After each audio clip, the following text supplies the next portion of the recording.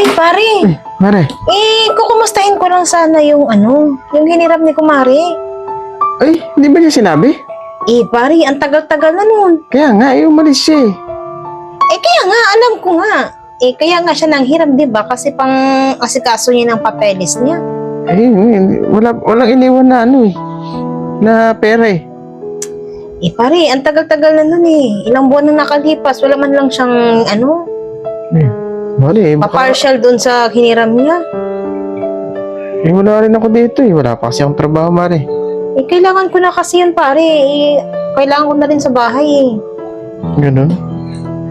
Baka naman pwede mo siyang pakiusapan na baka naman kinalimutan na naman yung hiniram niya. Hindi naman siguro, Mare.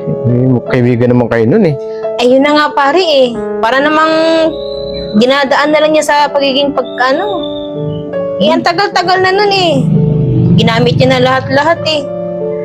Nakalabas na lang siya ng buong Pilipinas, di pa rin siya nakaalala dun sa utang niya. Baka tsumetsyempo lang eh. Alam mo, nakakapasok lang yun sa trabaho niya. Anong kakapasok? Ilang buwan na siya doon? Posible namang wala siyang kinikita. Wala eh. Kinakapos-kapos din kami rito eh.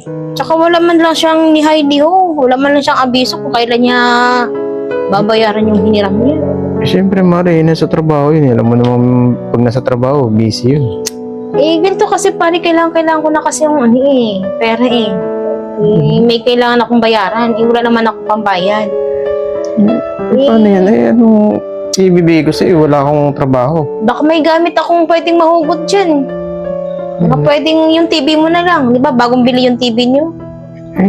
Mare, wala naman akong ginagawa rito eh. Siyempre, manonood din ako dito. Nakakabili kayo ng TV, tapos yung utang nyo di nababayaran.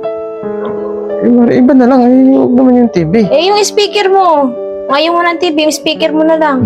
Siyempre, Mare, pag may bisita ako, kailangan ng tugtog. Siyempre, pagka nagkasiyahan ba, kahit ikaw, kailangan mo rin ng tugtog pagka may bisita ka eh. Ano ba yan, pare? Lahat na lang, inuunan yung mga luho nyo. Iba na lang, di ba pwedeng kahit mga bag mo, relo, ganun. Gamit yung kailangan ko. Paano ko ibebenta yung bag na yan? Ang hirap ibenta yung bag. Yung appliances, mabilis lang yan. Paano ba naman kasi inuunan yung mga luho nyo, pero yung... Kung gusto mo, na lang. Nagkatrabaho na lang ako. Ako na lang mismo mag-abot sa'yo. Hindi ko nga kailangan ng pare. Kailangan ko nga ngayon eh. Ngayon?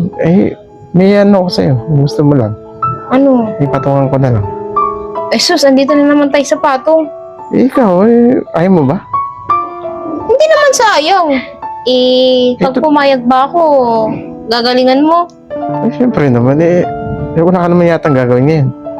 Bagay, ilang buwan ka nang walang dilig no? Pati sabi mo, kailangan mo ngayon baka pwede nang kailanganin mo. Talaga. Ano? Patungan ko na lang. Pwede na naman, pero dahil sa laki ng hiniram ni Kumare, hindi lang ng isang araw yung pwedeng patong mo. Sige, kahit bukas, balik ka uli. 2 araw lang? Kahit araw-araw, Mare. Basta ka na dito, huwag mo lang kunin yung TV sa kayong speaker, ha? Kaya mo araw-araw?